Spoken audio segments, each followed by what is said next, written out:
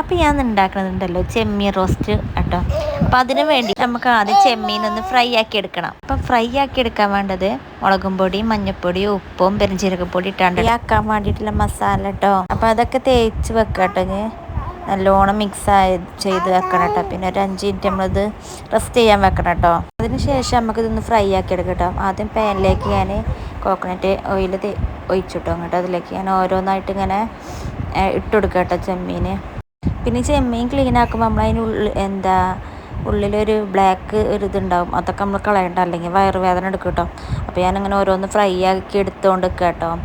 അപ്പോൾ ഇനി അതൊരു പാത്രത്തിലേക്ക് മാറ്റുകയാണേ.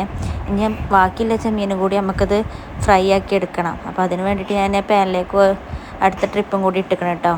അതും ഞാൻ ഫ്രൈ ആയി കഴിഞ്ഞാൽ ഇതിൽ നിന്ന് മാറ്റിയതിന് ശേഷം പിന്നെ അതിലേക്ക് കുറച്ച് ഓയിൽ, ആ പാനിലേക്ക് തന്നെ കുറച്ച് ഓയിൽ ഒഴിച്ചാണ്ട് ചെറുതായി അരിഞ്ഞ ഒരു സവോള കേട്ടോ. അത് വലിയ സവോളേനെയും പിന്നെ അതിലേക്ക് ഒരു പച്ചമുളക്. കാരണം അധികം ഇവിടെ എരിവിടാൻ പറ്റൂല, കാരണം ചെറിയ കുട്ടികളുണ്ടായതുകൊണ്ടേ. അപ്പോൾ അവർക്കും അതൊക്കാൻ വേണ്ടിയിട്ട് ഒരു പച്ചമുളക് ഇടുന്നുണ്ട് കേട്ടോ. നിങ്ങൾക്ക് വേണമെന്നുണ്ടെങ്കിൽ നിങ്ങൾക്ക് നിങ്ങൾ എരിവിനനുസരിച്ച് ഇടാം കേട്ടോ. പിന്നെ അതിലേക്ക് ഒരു കറിവേപ്പും ഇട്ടിട്ടോ. ഉപ്പും ഇടണം കേട്ടോ. അപ്പം പെട്ടെന്ന് ഉള്ളി വാടി വരും കേട്ടോ. പിന്നെ ഒരു വലിയൊരു തക്കാളിയാണ് കേട്ടോ പിന്നെ അതിലേക്ക് അരിഞ്ഞിട്ടിക്കണത്. ഈ ഒരു മസാലക്കൂട്ട് നല്ലോണം ഉള്ളിയൊക്കെ നല്ലോണം വേവണം കേട്ടോ. അല്ലെങ്കിൽ നല്ലോണം എണ്ണയിൽ കിടന്ന് നല്ലോണം വാടണം.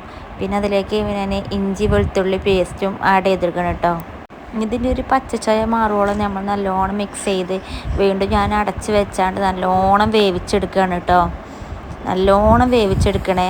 നമുക്കിതിലേക്ക് വേണ്ട മസാലക്കൂട്ടുകൾ ഇട്ടാൽ അത് ഞാൻ പെരുംജീരകം ഇട്ടിട്ടോ. പിന്നെ ഇതിലേക്ക് മഞ്ഞൾപ്പൊടി ഇട്ടോ. പിന്നെ അടുത്തത് ഞാൻ ഇട്ടിക്കണത് പിന്നെ ഞാൻ മല്ലിപ്പൊടി ഇട്ടോ ഇതിലേക്ക് ഇട്ടിക്കണത്. പിന്നെ ഇതിലേക്ക് ഞാൻ കാശ്മീരി മുളകും പൊടി ഇട്ടിടുന്നത്. അപ്പോൾ അത്യാവശ്യം ഒരു കളറും കിട്ടും കാശ്മീരി മുളക് പൊടി ഇടുമ്പോൾ. പിന്നെ എരിവും കുറവായിരിക്കുമല്ലോ. പിന്നെ ഓൾറെഡി ഇതിലും ചേർത്തിക്കണല്ലോ മുളക് ഫ്രൈ ആക്കാൻ വേണ്ടിയിട്ട്. പിന്നെ ഇതിലേക്ക് ഞാൻ കുറച്ച് വെള്ളം ഒഴിച്ചെടുത്ത് അടച്ച് വെച്ച് വേവിച്ചെടുക്കുക കേട്ടോ. പിന്നെ ആ വെള്ളം ഒന്ന് വറ്റി കഴിഞ്ഞാൽ ഞാനിതിലേക്ക് ചെമ്മീൻ ഫ്രൈ ആക്കിയത് ഇട്ടിട്ടോ. ഇത് നല്ലോണം നമ്മൾ ആ വെള്ളം വറ്റോളം പിന്നെ ചെമ്മീനും നല്ലോണം മസാല ആവുന്നത് വരെ നല്ലോണം നമ്മൾ തിരിച്ചിട്ട് മറിച്ചിട്ട് നല്ലോണം ഇളക്കി കൊടുക്കണം കേട്ടോ. അടച്ച് വെച്ചാണ്ട് കേട്ടോ ഞാനിത് എടുക്കണേ. ഇടയ്ക്ക് ഞാനിതൊന്ന് തുറന്നാണ്ട് ഇളക്കി കൊടുക്കണം കേട്ടോ. ഇപ്പോൾ ഈ റോസ്റ്റിൻ്റെ പ്രത്യേകത ഇതിൻ്റെ ഈ ഉള്ളിയും തക്കാളിയൊക്കെ നല്ലോണം വയൻ്റെ ആ ചെമ്മീനിനെ നല്ലോണം പിടിക്കണം കേട്ടോ. അപ്പോൾ അതോടെ നമ്മൾ നല്ലോണം വെള്ളത്തിൻ്റെ ഒരു അംശം പോലും ഇല്ലാതെ നല്ലോണം ഇത് വറ്റിച്ചെടുക്കണം കേട്ടോ. അപ്പോൾ എൻ്റെ ചെമ്മീൻ റോസ്റ്റ് റെഡി ആക്കണം കേട്ടോ. അപ്പോൾ എൻ്റെ ഈ കുഞ്ഞു വീഡിയോ ഇഷ്ടമായിക്കണമെങ്കിൽ ലൈക്ക് ചെയ്യുക, ഷെയർ ചെയ്യാം, സബ്സ്ക്രൈബ് ചെയ്യാം കേട്ടോ. Thanks for watching.